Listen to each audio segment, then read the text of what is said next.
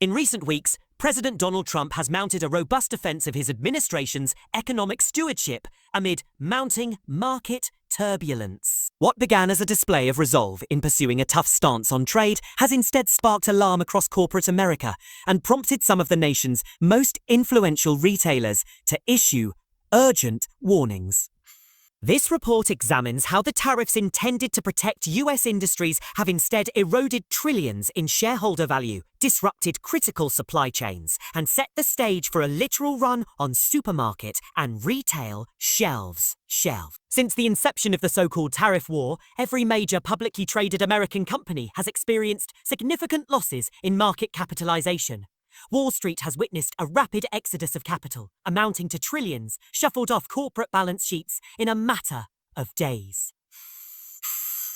Yet these losses are not confined to financial districts. Indicators now point toward an even more tangible crisis on Main Street, where families and small businesses stand to feel the pinch of higher costs and mounting shortages. The evidence lies in granular data on inventories and supply chains. Many widely consumed products rely in part on imported materials or components. Goods stocked prior to the tariff escalation are being consumed without replacement, as suppliers hesitate or struggle to import items subject to new levies. Detailed reporting from logistics analysts reveals that once these legacy inventories are depleted, retailers will be forced to contend with delayed shipments, inflated costs, and empty shelves. Alarmed by these projections, executives from Walmart, Target, and Home Depot convened privately with senior White House officials to outline the impending fallout. As America's largest private employer, with over 1.5 million workers, Walmart underscored the scale of its concerns. In a concise but chilling statement, the retailer warned that the tariff and trade policies will not only disrupt supply chains and raise prices, it will lead to empty shelves. Such shortages threaten to echo the dramatic stockouts witnessed during the pandemic, when panic buying compounded supply chain stresses and left countless communities without essential goods. Perhaps most striking is the projected timeline.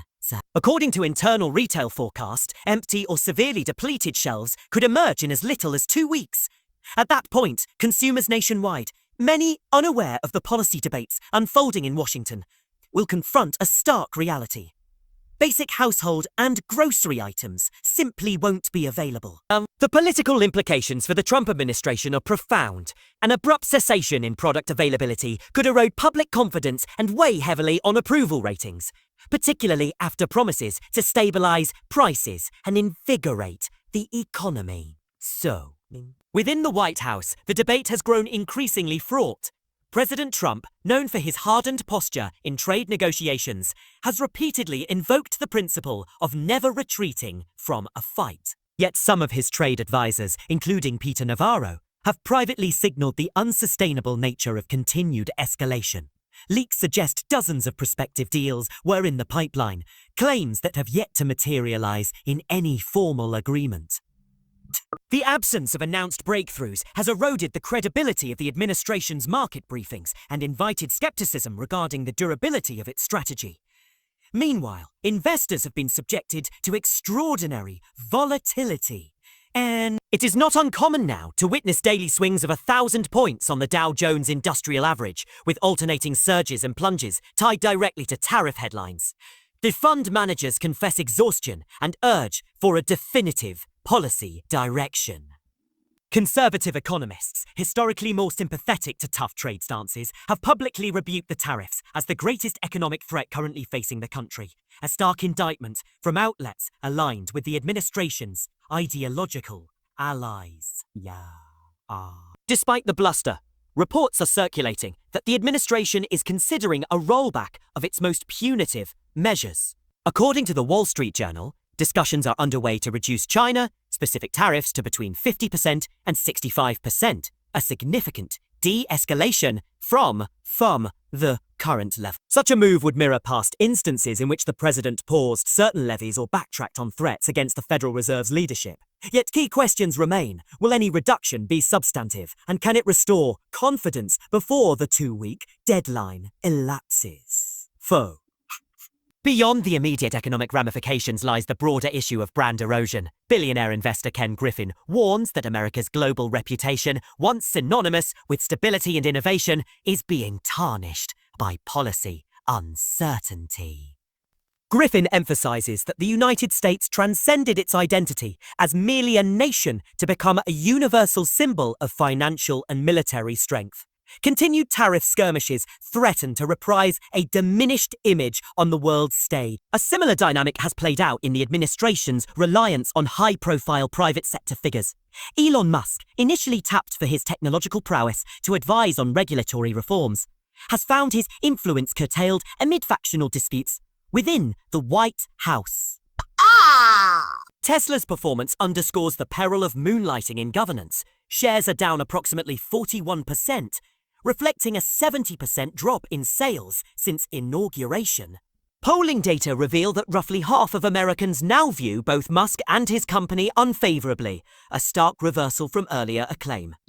At congressional town halls and public forums across the country, constituents express mounting frustration. Questions over whether Musk can be compelled to testify before Congress illustrate deeper concerns about accountability and transparency. Meanwhile, whispers in the corridors of power indicate that the Treasury Department and other agencies are jockeying for control over policy prerogatives, a messy spectacle that further undermines confidence. In the final analysis, the administration's trade gambit has vaulted from abstract economic theory into everyday hardship. What began as a negotiation tool has metastasized into a looming crisis of availability and cost. Consumers will soon discover the extent of the policy's fallout when they encounter sparsely stocked aisles at Walmart, Target, Home Depot, and beyond. With 2 weeks left before that reality check, the question is no longer whether the White House will concede, but rather how extensive the damage will be by the time it does. The coming days will determine if the administration opts for a substantive policy reversal or doubles down on a strategy that has thus far delivered mounting losses, both financial and reputational. Absent decisive action, Americans may soon find themselves paying the price in both dollars and the simple act of obtaining life's essentials. Beyond the looming shortages in retail aisles, other corners of the economy are starting to tremble. Agricultural exporters who had anticipated robust demand for US grain and soybeans report that retaliatory tariffs overseas have eroded customer confidence. Farmers in the Midwest, already grappling with unpredictable weather, face a new uncertainty, whether their harvests will find buyers or be stranded by diplomatic standoffs. Warehouse operators, too, warn of inventory bottlenecks as shipments queue for ports, waiting to clear queues. The ripple effects extend to trucking firms, whose fuel surcharges may rise if freight volumes shrink, and to family-owned suppliers of packaging materials, now re-evaluating production plans in light of fluctuating orders. In Washington, lawmakers are moving to assert oversight. Senate and House members on both sides of the aisle have signaled intentions to convene hearings, where administration officials and corporate leaders will be called to testify. Republican skeptics of the tariffs, having once applauded a tough posture on China, now question the strategy's coherence when empty shelves loom at home. Meanwhile, Democrats seize the opportunity to highlight the human costs. Parents struggling to budget for rising prices, small businesses squeezed by higher input costs, and communities in rural areas where retail options are already limited. Public agencies are quietly devising contingency plans. The Department of Agriculture is mapping potential supply gaps and coordinating with domestic producers to shore up critical supplies, from staple grains to basic hygiene products.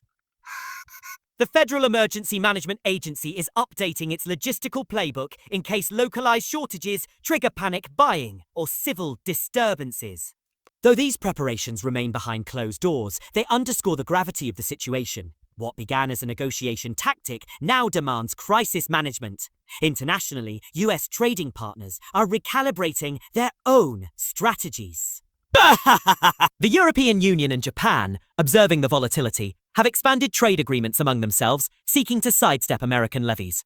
China, for its part, is exploring alternative buyers for its exports, deepening commercial ties with developing economies in Southeast Asia and Africa. Such realignments threaten to weaken the United States' long-term market share, another cost that will be difficult to reverse once alliances shift. As the 2-week warning deadline approaches, retail observers note that consumer sentiment surveys have begun to dip. Households report increased anxiety over both price and availability, prompting many to accelerate bulk purchases of non-perishable goods. That behavior, in turn, may hasten inventory depletion and exacerbate the very empty shelf phenomenon touted in Walmart's advisory. Should that scenario materialize, the political fallout could be swift. Governors from battleground states have privately expressed concern about constituent backlash, and congressional campaigns will surely feature images of barren grocery aisles as proof of policy failure. At this critical juncture, the administration faces a stark choice. It can either scale back its most punitive tariffs and pursue targeted negotiations, mitigating economic disruption but risking accusations of backtracking, or maintain its hard-line stance and bear the domestic consequences. In either case, the next several days will determine whether the White House can salvage the narrative of economic strength it has sought to project, or will instead confront a tangible crisis that even the most pointed press statements cannot obscure. What remains clear is that the impact of the tariff strategy will be measured not in tweets or stock ticker readings, but in the everyday experience of American families trying simply to put groceries on the table.